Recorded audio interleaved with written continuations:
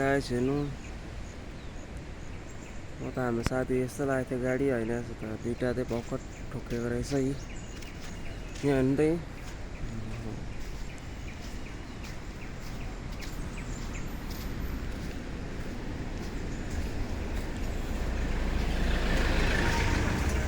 त्यही भएर बेसी हतार गर्नु हुँदैन गाडीहरू उसमा चाहिँ तपाईँको यसरी नै एक्सिडेन्ट हुन्छ। त्यही कारणले कन्डो हिँड्नु हुँदैन साथीभाइ हो। निकै डिस्टेन्स राखेर मात्रै हिँड्नुपर्छ। यहाँ यसरी पड्किरहेको छ हो। अहिले बिहानै जस्तो लाग्यो साथीभाइ हो। सेफ लाइफ सेफ ड्राइभ हुनुपर्छ। अगाडिको गाडी जति हिँड्दा 20-30 फुट पछाडि नै हिँड्नुपर्छ। अचानक अगाडि के आउँछ कसो आउँछ अगाडिकोले पनि उयो गर्नु सक्छ हो, ब्रेक गर्नु सक्छ।